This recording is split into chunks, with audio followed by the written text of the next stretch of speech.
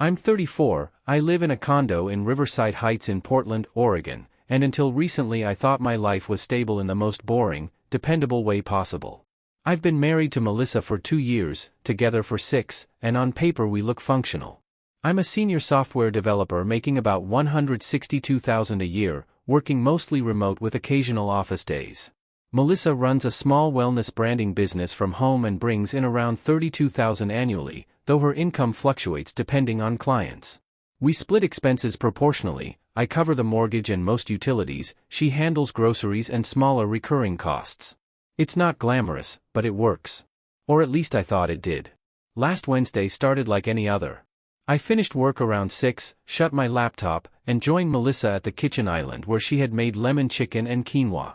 We talked about nothing important at first, her client who wanted a last-minute logo revision, my coworker who pushed a messy deployment to production. It was normal, quiet, comfortable. Somewhere between refilling my water and clearing my plate, I mentioned that I'd been looking at a 3-day landscape photography intensive in Sedona, Arizona. It's a weekend workshop run by a photographer I've followed for years, focused on desert light, composition, and long exposure techniques. The cost is $850, non-refundable, and it's scheduled for late spring. I said it casually because to me it felt casual. I haven't taken photography seriously in years, not since before we got married, but I still own my old camera body and lenses, still follow tutorials, still miss that feeling of waking up before sunrise to catch the first light. I thought this would be a reset, a small personal investment. I wasn't asking for permission. I was sharing something I was excited about. Melissa stopped chewing mid-bite. She didn't look angry. She looked still. Controlled. Her fork hovered above her plate and then she set it down very precisely. She wiped her mouth with her napkin, folded it, and asked in a level voice, "So you're just leaving me alone for an entire weekend?" The way she said it made it sound like I had announced I was moving out. I laughed at first because I assumed she was joking. I told her it was just Friday to Sunday, that I'd fly out early Friday morning and be back Sunday night, that Sedona was only a short flight away. I even added that it had been years since I did something purely for myself. That was the wrong sentence. She asked why I needed to get away from her to do something for myself. I said that wasn't what I meant.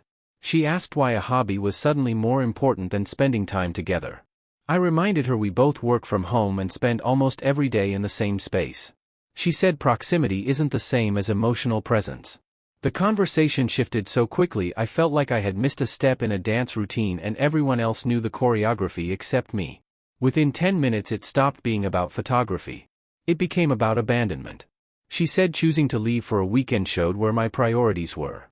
She said it was emotional neglect disguised as self-improvement. She asked whether I had considered how it would feel for her to sit alone in the condo knowing I chose a workshop over our marriage. I tried to explain that 3 days wasn't abandonment, that married people travel, that this was normal. The more I explained, the colder she became. Her tone never rose. That almost made it worse. She spoke like she was documenting evidence. You didn't even ask me how I felt about it. You just decided. You already paid, didn't you? I admitted I had reserved the spot because it was limited and non-refundable. That's when something in her expression hardened completely. She stood up, carried her plate to the sink, rinsed it slowly, and said she needed space to process what this meant for us. Not what it meant for her. For us. That word landed heavier than it should have. I followed her down the hallway, still talking, still trying to recalibrate the conversation back to something rational. She didn't argue. She didn't yell. She just walked into the bedroom and closed the door quietly behind her. Not slammed. Not dramatic. Just closed. That was 21 days ago, and it was the last thing she said to me.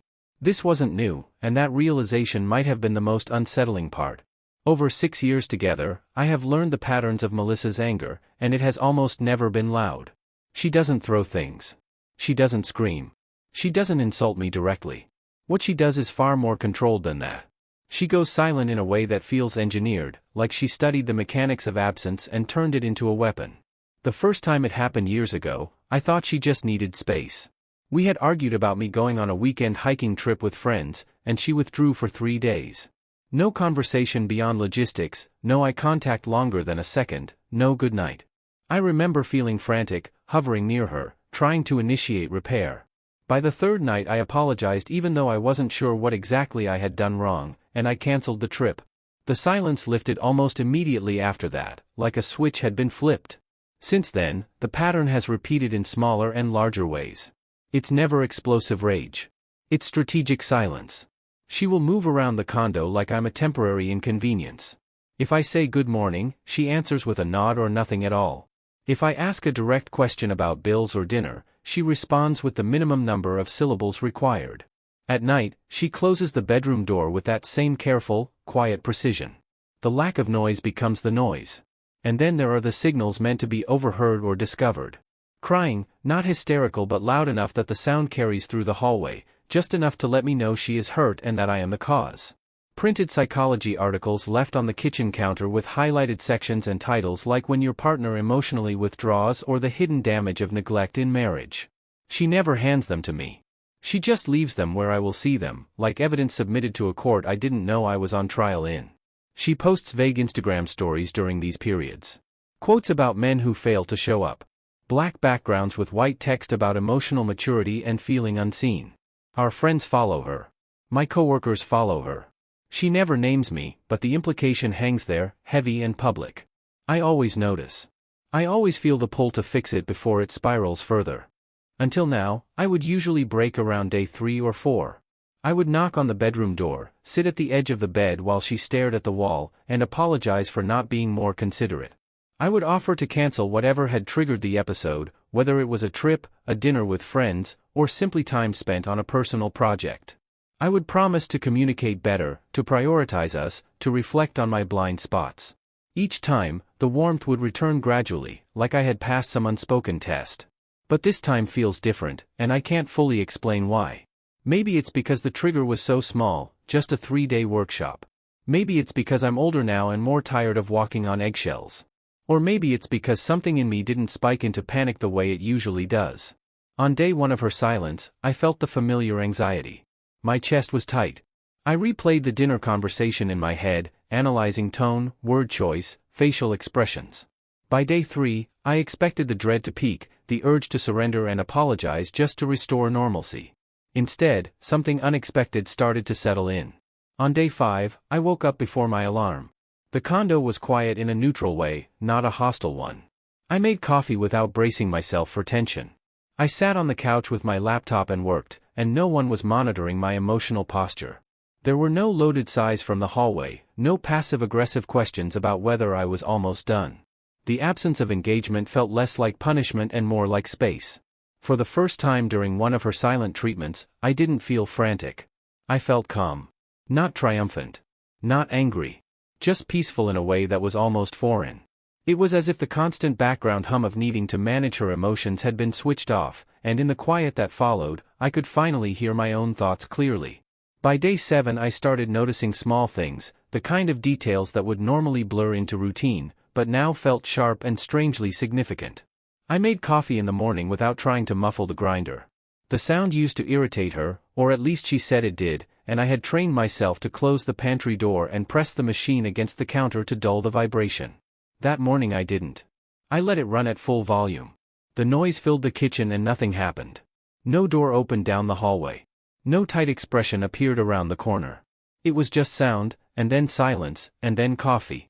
In the evenings I watched the kind of sci-fi movies she always said were childish and overstimulating. Explosions, artificial intelligence gone rogue, sweeping space shots with dramatic scores. I used to put on headphones or switch to something more neutral if she walked into the room. That week I didn't switch. I let the surround sound echo through the living room. I sat there on the couch with a bowl of popcorn and realized I wasn't bracing myself for commentary about how I could be spending my time on something more productive or meaningful. I cooked food the way I actually like it. Spicy. Heavy on garlic and chili oil. Melissa always criticized how intense my seasoning was, how it lingered in the air and clung to fabrics. I had slowly adjusted over the years, dialing everything down to avoid remarks about indigestion or smell. One night I made a stir-fry so hot it made my eyes water, and I ate it at the kitchen island feeling a ridiculous sense of freedom over something as minor as red pepper flakes. I had been sleeping on the couch since she closed the bedroom door, partly because I didn't want to test whether I was allowed back in and partly because I was tired of lying beside someone who felt emotionally miles away. What surprised me was that I slept better there. The couch wasn't objectively more comfortable, but I fell asleep faster. I didn't lie awake cataloging the distance between us or wondering whether I should say something into the darkness. I just slept. That Saturday I pulled my old Canon DSLR out of the hall closet. It was still in the padded bag, lenses wrapped carefully, a thin layer of dust on the zipper. I held it for a moment longer than necessary, feeling a mix of nostalgia and something close to guilt, as if even touching it was an act of defiance. Then I charged the battery, packed a small backpack, and drove to Laurelwood Park Conservatory before sunrise. The air was cold and damp, the kind that settles low over the grass before the sun burns it away. I set up near a cluster of trees where the first light filters through in long, horizontal beams. For 3 hours I moved slowly, adjusting aperture, crouching to catch reflections in dew, waiting for the exact second when the light turned from gray to gold. No one sighed behind me. No one checked their phone impatiently, asking how much longer I needed. No one implied that I was being self-indulgent.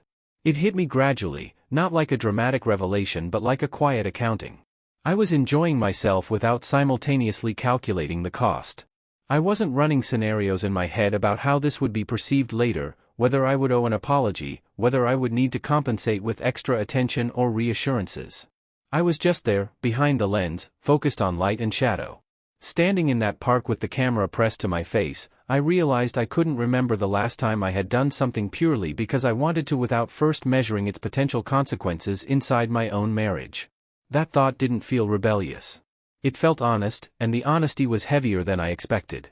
With the quiet stretching into a second week, the clarity became harder to ignore, and once I allowed myself to really look at it, the pattern felt almost clinical in its consistency. None of it had happened overnight. There was no single dramatic demand that erased parts of my life. Instead, over 6 years, pieces had been trimmed away gradually, each removal presented as reasonable, mature, even necessary for the health of our marriage. I used to sail some weekends with the Columbia River Yacht Association. It wasn't extravagant, just a shared membership and occasional races or leisure sails when the weather cooperated. Being out on the water reset my brain in a way nothing else did. Early on in our relationship, Melissa came once and said she felt ignored while I talked to other members about rigging and wind conditions. After that, every sailing weekend became a negotiation. She would ask why I needed to be gone for 5 or 6 hours when we could spend that time together. If I went anyway, the following week would be heavy with distance. Eventually I started declining invitations before she even had to object. It felt easier to let it fade than to brace for another cycle of withdrawal. On Tuesdays I attended engineering meetups at a local makerspace, mostly other developers and hardware enthusiasts sharing side projects. It was 2 hours in the evening, nothing reckless, just conversation and tinkering. She once described it as a boys' club that kept me emotionally unavailable. She said networking should happen during work hours, not at the expense of our evenings. I reduced my attendance to once a month, then once every few months, and then I stopped replying to the group chat altogether. When someone asked if everything was okay, I told them I was just busy. Sunday dinners with my father in Hillsborough used to be a constant. After my mom passed, it became more important to both of us. Melissa initially joined, but she later said the drive was draining and that my father's stories were repetitive. She suggested we alternate Sundays so we could have more time to build our own traditions. Alternating quietly became occasional. Occasional became rare. I started visiting him alone less often because it created tension at home about how much time I was investing outside the marriage. I told myself I would make it up to him later. Photography gear purchases were always labeled wasteful. When I mentioned upgrading a lens, she would ask whether that money could go toward travel for us, or home improvements, or savings goals. The framing was always responsible, future-oriented. I began to feel frivolous for even wanting new equipment. 18 months ago I sold my father's vintage Minolta X700 and a custom lens kit I had built over years. She called them clutter that sat unused and collected dust. I told myself she had a point. I listed them online and watched them disappear into someone else's car, telling myself I was choosing simplicity and partnership over sentimentality. Every sacrifice had been wrapped in language about prioritizing us. About choosing the marriage. About being mature enough to let go of individual indulgences for shared stability. I repeated those phrases to myself so often they started to sound like my own beliefs. But standing in the quiet of our condo now, with her silence no longer triggering immediate panic, I could see the asymmetry. When she needed time for a branding retreat or a weekend workshop with other wellness entrepreneurs, I rearranged my schedule without protest. When she invested in courses or aesthetic upgrades for her office, I called it growth. The common thread in everything I had given up was not mutual compromise. It was her comfort. Her preferences defined what was reasonable. Her discomfort defined what was excessive. I had been slowly compressing myself to fit within the boundaries that kept the peace, convincing myself that this was what commitment required. Now, with the pressure temporarily lifted, I could finally see the outline of what had been removed, and the shape it left behind looked a lot like me, shrinking in increments so small I barely felt each one at the time. By day 14, something in me shifted from passive endurance to quiet decision. Up until then, even with the unexpected peace, there had still been a small part of me waiting for the cycle to resolve the way it always had, with me knocking on the bedroom door and offering the right combination of apology and self-correction to restore normal communication. I realized that I was still subconsciously bracing for forgiveness, as if I had committed an offense that required absolution. That morning I understood that I was done waiting for it. I drove to an electronics store after work and bought a pair of noise-canceling headphones for $349. Normally I would have researched the purchase for days and then hesitated, anticipating a conversation about unnecessary spending. This time I chose a pair, paid, and walked out without rehearsing a justification. When I got home, the condo was quiet in the now familiar way. I unboxed them at the kitchen counter, paired them to my laptop, and felt the world soften into engineered silence. On an impulse that surprised even me, I left a small note on the counter where she would see it. It was simple and handwritten. "Thanks for the quiet. It's been productive." I did not add sarcasm, but I did not soften it either. It was the first time I had acknowledged the silence without framing it as something I needed to fix. Later that evening I noticed the headphones were no longer on the counter. She had moved them, maybe examined them, maybe read the receipt in the bag. She said nothing. No comment about the cost. No accusation about passive aggression. Just the same sealed expression and controlled absence of words. The difference now was that I didn't feel the urge to interpret it. That week I messaged an old contact from the Columbia River Yacht Association and asked if there was still room for me on Saturday's sale. The reply came quickly, casual and warm, as if no time had passed. "We meet at dawn, same dock." I showed up just after sunrise, the river reflecting pale orange light, the air sharp and clean. For a moment I worried I would feel like an outsider returning after disappearing without explanation, but the crew greeted me with easy familiarity. Someone clapped me on the shoulder and joked that they thought I had moved away or joined a monastery. Another admitted they had noticed I'd vanished and wondered if everything was okay. There was no interrogation, just acknowledgement. We pushed off from the dock and the boat tilted slightly as the wind caught the sail. The sound of water against the hull and the snap of canvas felt like something reopening in my chest. I adjusted lines, leaned into the rhythm of coordinated movement, and realized how much I had missed the uncomplicated camaraderie of people focused on a shared task. No one asked me to justify being there. No one implied I was choosing this over something more important. I was simply part of the crew again. For a few hours I existed in a space where my presence was assumed, not negotiated. When we docked, my face was tight with sun and my arms ached pleasantly from effort. Someone suggested grabbing coffee, and I went without checking my phone every 5 minutes. I felt something I had not felt in years without realizing it was gone. Belonging that did not require me to shrink first. When I got home that afternoon, still sunburned and windblown, Melissa was standing in the kitchen. She looked at me longer than she had in 2 weeks. Her expression wasn't anger. It was something closer to uncertainty, maybe even panic. I was smiling without thinking about it, moving through the space with an ease that hadn't been there before. Her silence had always functioned like gravity, pulling me back into compliance. It was supposed to create discomfort intense enough that I would restore balance on her terms. Instead, with each passing day, the absence of her approval had stopped feeling like punishment and started feeling like room to breathe. And standing there with salt still on my skin and the river still in my head, I understood that whatever this was becoming, it was no longer working the way she intended. During the 3rd week of silence I did something I should have done years ago but had always avoided because it felt like lighting a match near gasoline. I opened our financial spreadsheets without bracing myself for a future argument. Normally any deep dive into money carried the risk of being interpreted as criticism or control, so I kept things surface level and focused on paying what needed to be paid. This time there was no conversation to anticipate, no immediate reaction to manage, just numbers and statements and the quiet hum of my laptop. The condo was purchased before we got married. I bought it when I was 29, back when my salary first crossed into six figures and I felt invincible. The current estimated value sits around $720,000, and the remaining mortgage balance is roughly $285,000. The deed is solely in my name. I had always known that fact abstractly, but seeing it again in black and white during the silence felt different, more concrete. I exported the last 12 months of transactions and categorized them carefully. Mortgage, utilities, insurance, property taxes, internet, streaming services, groceries, dining, subscriptions, travel, miscellaneous. When I calculated the proportions without rounding to make it look more balanced, the result was blunt. I cover approximately 88% of the household expenses. That number had never been stated out loud between us. We had framed our arrangement as equitable based on income differences, but I had never actually measured it. Then I looked closer at what was labeled as business expenses on the shared credit cards. Boutique fitness studio memberships. High-end skincare purchases from brands I recognized because of the packaging on our bathroom counter. Designer clothing and accessories from stores that rarely align with the image of a scrappy small business owner building from the ground up.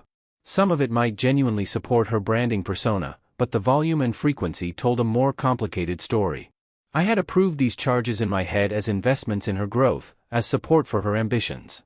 Seeing them itemized without the overlay of marital narrative made them look less strategic and more indulgent. There was no anger while I reviewed it, just clarity. The absence of immediate confrontation allowed me to think in straight lines instead of emotional spirals. That same afternoon I opened a new individual bank account at a different institution. The process was mundane, almost anticlimactic. I set up direct deposit to redirect 60% of my paycheck into that account going forward. Not all of it. I did not drain anything or make dramatic transfers. I simply shifted the flow so that my income was no longer fully exposed by default. After that, I searched for a family law specialist in downtown Portland and scheduled a consultation with attorney Rachel Monroe. Saying her name out loud to the receptionist felt surreal, like I was rehearsing someone else's life. The appointment was set for the following week. No children. A marriage just over 2 years. A property acquired before the wedding. In Oregon, premarital assets generally remain separate if not commingled extensively. Potential alimony in a short marriage with significant income disparity would likely be limited in duration and scope. These were not emotional conclusions. They were structural facts. For the first time since the silence began, I felt something more solid than peace. I felt agency. Not revenge, not triumph, not even certainty about what I would ultimately choose, but the awareness that I had options grounded in reality rather than fear. The numbers did not argue with me. They did not withdraw affection or imply abandonment. They simply existed, and in understanding them clearly, I felt my posture straighten in a way it had not in years. On day 21 she finally spoke. I was at the kitchen island answering emails when I heard the bedroom door open behind me, the sound unfamiliar after 3 weeks of deliberate quiet. Her footsteps were measured as she walked into the living room, and when I turned, she was standing there with her arms folded, her expression composed but tight around the edges. 3 weeks, Brandon, she said, her voice steady but carrying an undercurrent of restrained emotion. I've been waiting for you to realize what you did. The sentence hung between us as if the past 21 days had been a test I was supposed to fail. I felt my heartbeat, but it was slower than I expected. There was no spike of panic, no scramble to apologize. I had rehearsed nothing, and yet I felt prepared. I reached over to the coffee table and picked up the manila envelope I had placed there earlier that morning. It was thick, official, heavier in implication than in weight. I set it down in front of her without drama. She looked at it, then at me, confusion flickering across her face before she picked it up and opened the clasp. Inside were the divorce petition documents and a formal 60-day notice to vacate the condo. The paper made a dry, unmistakable sound as she pulled it out. I watched the color drain from her face in real time, watched her eyes move rapidly across the first page as comprehension replaced disbelief. "This is insane," she said, the control in her voice cracking for the first time in weeks. "You're overreacting. This was one fight." I shook my head slowly. It wasn't one fight. It was 6 years of erosion disguised as compromise. I spoke calmly, not because I was detached, but because I had already walked through this internally. I told her what had actually been lost. Photography, not just as a hobby but as something that once made me feel grounded. Sailing with the Columbia River Yacht Association, the crew who had welcomed me back without hesitation. Tuesday engineering meetups that had quietly disappeared from my calendar. Sunday dinners with my father in Hillsborough that became rarer until they were almost gone. The gradual narrowing of my world until most of it fit neatly within the boundaries of her comfort. She interrupted, saying she had only ever been protecting the marriage, that relationships require sacrifice, that she had felt abandoned and was trying to keep us connected. I listened without raising my voice. When she finished, I said the sentence that had been forming in me for days. You weren't protecting the marriage. You were managing me. Her eyes widened at that, as if the word itself was an accusation too sharp to process. I explained that silence had been used as leverage, that withdrawal had become a tool to enforce compliance. I told her that I had shrunk pieces of myself repeatedly to restore peace, and that the peace had always been conditional. She looked back down at the papers, then up at me again, and asked where she was supposed to go. The question was not shouted. It was softer, edged with something like disbelief that the structure she relied on was no longer guaranteed. You have 60 days, I said. The condo was purchased before our marriage. The notice is formal, but the timeline is clear. I did not elaborate beyond that. I did not argue. I did not comfort. The silence that followed felt different from the previous 3 weeks. It was no longer engineered. It was stunned. I walked into the bedroom we had shared and packed an overnight bag with a few changes of clothes, toiletries, and my laptop. The act felt practical, almost mundane. When I passed her in the living room on my way to the door, she was still holding the papers, standing in the same spot. I told her I would be staying at my father's house for a few days. Not as an escape, not as retaliation, but because I needed space that wasn't defined by tension or negotiation. I picked up my keys, stepped outside, and closed the door behind me with the same quiet precision she had used 3 weeks earlier. As I drove toward Hillsborough, the city lights blurring past the windshield, I did not feel triumphant. I felt steady. For the first time in years, my decisions did not orbit around preventing her withdrawal. They were anchored in something else entirely, something that felt unmistakably like my own. In the days after I left for my father's house, the silence shifted forms but never truly returned to what it had been. At first there was rage. My phone lit up with messages accusing me of betrayal, of cruelty, of throwing away a marriage over pride.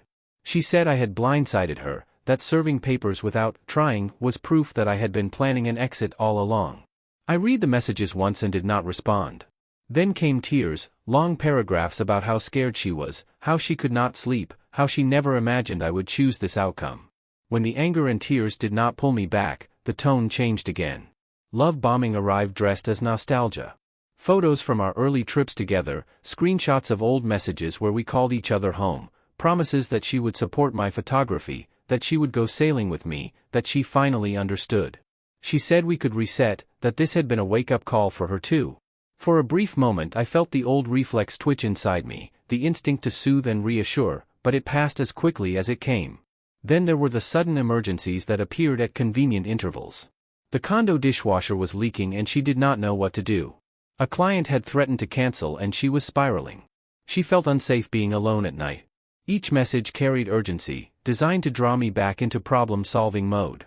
I kept my replies short at first, factual and detached, and then I stopped replying altogether. Her sister reached out next, telling me I was being heartless, that Melissa had always been sensitive and I should have known how to handle that. She said every marriage goes through power struggles and that real commitment means fighting through discomfort. The implication was clear, that I was weak for stepping away. I listened once on speaker while sitting in my father's kitchen and realized I no longer felt the need to defend myself. My final response, sent through email so it could not be reframed, was a single sentence. Further communication through attorneys. After that, I muted the threads and let the legal process speak where emotion had once dominated. 30 days later my routine looks different in ways that feel both dramatic and strangely simple. I am back at sunrise with my camera regularly, chasing light without calculating the cost of my absence. I am sailing weekly again, hands steady on the lines, the crew's laughter uncomplicated. Sunday dinners with my father have resumed as something consistent, not something negotiated. We sit at his small dining table in Hillsborough and talk about work, about weather, about nothing urgent at all. I moved back into the condo once the logistics were settled, and the space feels unfamiliar in the best way. On the living room wall I hung a framed photograph I took years ago, a golden hour sailboat shot with warm light spilling across the water. She once called it visual clutter and suggested it made the room look busy. Now it sits centered and deliberate, the first thing visible when you walk in. Sometimes I stand there and look at it longer than necessary, not because it is the best photograph I have ever taken, but because of what it represents. The irony is almost clinical. The punishment that was meant to correct me gave me perspective. The silence that was meant to isolate me gave me clarity. The control tactics that once kept me compliant handed me an exit I might never have taken on my own. For 6 years I shrank in small, rationalized increments to maintain peace, convincing myself that love required that kind of compression. It took 21 days of engineered silence for me to remember the outline of who I was before I started folding pieces of myself away. This time, when the quiet stretched and the pressure built, I did not apologize to restore the old balance. I let the silence run its course, and in doing so, I stepped out of it entirely.